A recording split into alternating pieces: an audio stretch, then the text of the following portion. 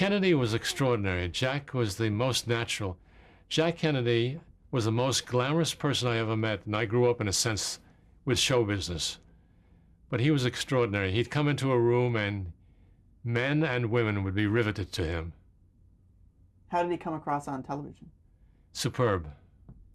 And when I did things with him, afterwards I did pool pickups, which meant after the presidency, I was one of the producers who were cleared by the FBI or whatever, Secret Service.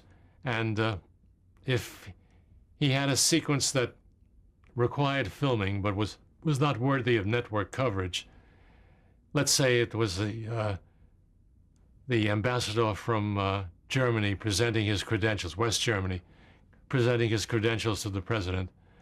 The only people that wanted to see that were the West Germans. So I might get a call. I would then have a list of cleared technicians who I would call and see where they were available that night and could meet me at the Capitol.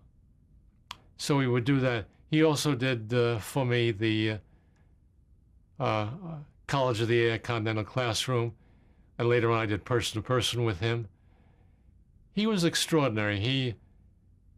He would read material that I had written and it was prepared for him. It was carded, and he might rehearse it, might not.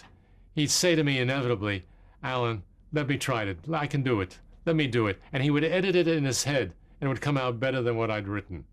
I can't remember an exception. It was always that way. So he was, in a sense, ad-libbing? Was he not reading? And he was thinking it through. And when he was thinking it, he could emphasize what he wanted to. I mean, we would have agreed, of course, on what he was going to say long before we ever got to the studio. But he had a wondrous mechanism, thinking. He could think on his feet like very few. That's why the debates, he outshone Nixon. So, I mean, Nixon came to the studio, which was at NBC, and Ted Mills, who was another producer at NBC, and I came down because Ted was a Republican and representing Nixon, and Nixon came unshaven to the studio. It wasn't contempt he had for television. He just didn't really know that you don't do that. This is important. But Jack and Bobby in particular knew the importance of television. What were Kennedy's main concerns when you were doing, say, one of these pool coverages? Where the cameras were? Was he concerned? Oh, about he would want to know where the cameras were. Not only that, he'd want to know where the clock was, just off camera. And I would say where the cue would come from. He'd want to know everything about it so he could command it. He knew it. He then made it. You'd use it as his own. Television was his medium. Where were you when Kennedy was assassinated? I was at 106th Street doing Pathé Studios at NBC, doing, oddly enough, some work for the Kennedy administration. And I got out and I walked. Because like everybody else who heard it, I'm sure we were all enormously affected. I was, because I knew him as a young man, as a younger man. And I knew him as a man. A man who I didn't think really wanted to be president. He wanted to play and have fun and write. And Joe Kennedy wanted a son as a president. And that's what he got. It was his brother, Joseph Kennedy, that was delegated as the job of being the first Catholic president of the United States. And of course, he was a flyer who died in World War II. So he never got to do that. And later on, I kept a relationship with the family. I never got along that well with Bobby. Bob Kennedy, who later on they tell me was quite extraordinary, and I never got to meet him as a candidate. I was in Los Angeles when he died at the Coconut Grove at the Ambassador Hotel. But Bobby was the hatchet man for Jack. When Jack had a job that he didn't particularly enjoy or didn't want to do, Bob did it, both as his brother and as Attorney General. So it was really unfair what the youngest son was given to do. And my getting to know him was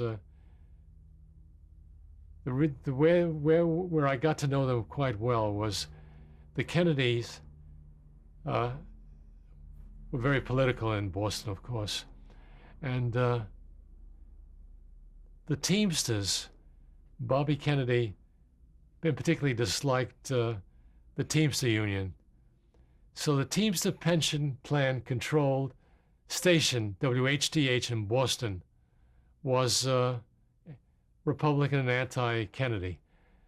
So Bobby said, whenever I get a chance to, I'm going to challenge their license. And you're going to write the Bible to the station. That means write the day-by-day log of what a potential station could be if you're going to fight them for the license. And the group was formed of Kennedy, maybe even liberal thinkers in the Harvard area. And I was one of them, and I was given an opportunity to give Bob Kennedy a check for $160,000 and the opportunity to write this Bible. In other words, do something without getting paid for it. And Barry Wood was also there, chosen. And we came up with it, and there were several books out on it called The $1 Million Lunch, based on the fact that you're not supposed to, if you're before the FCC and you've got a license under consideration, you're not ever expected to be social with any member of the FCC.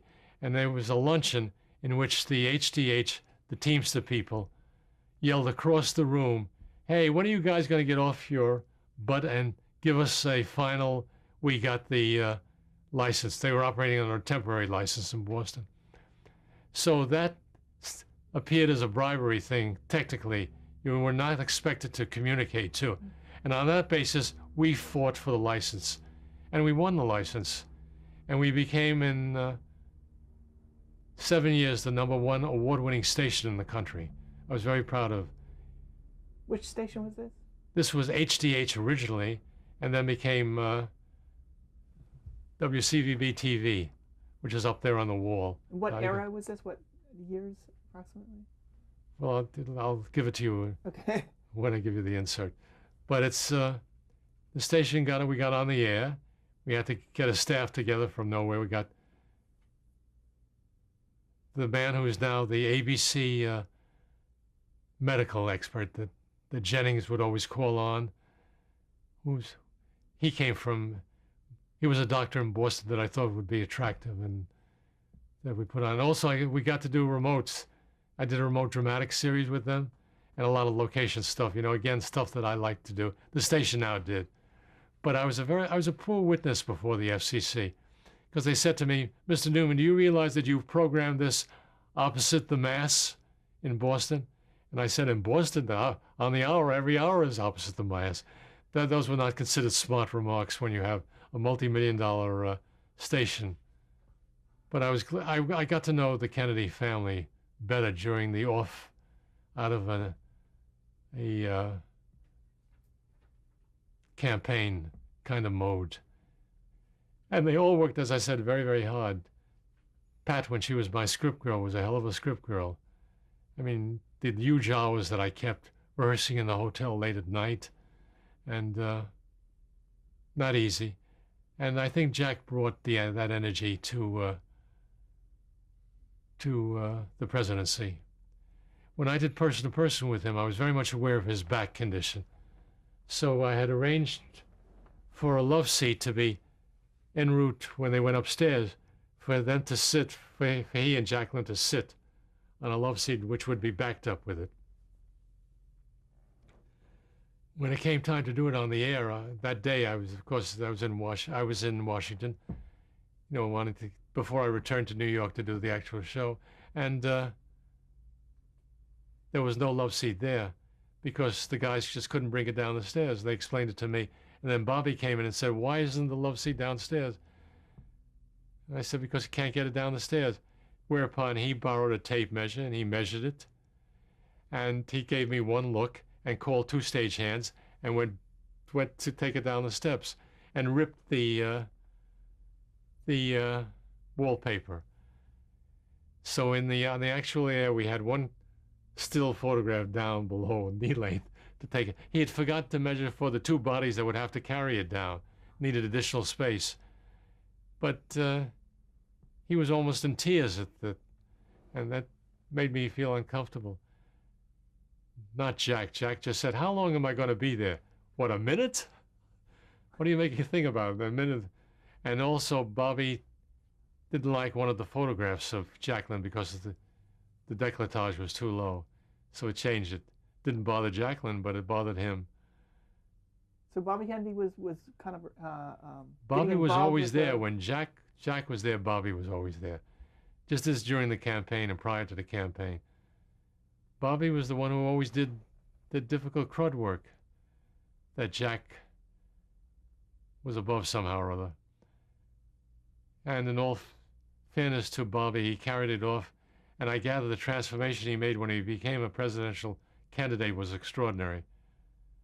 Johnny Frankenheimer was down there the date of the assassination, and he talked about how everybody was hit with Bobby's assassination.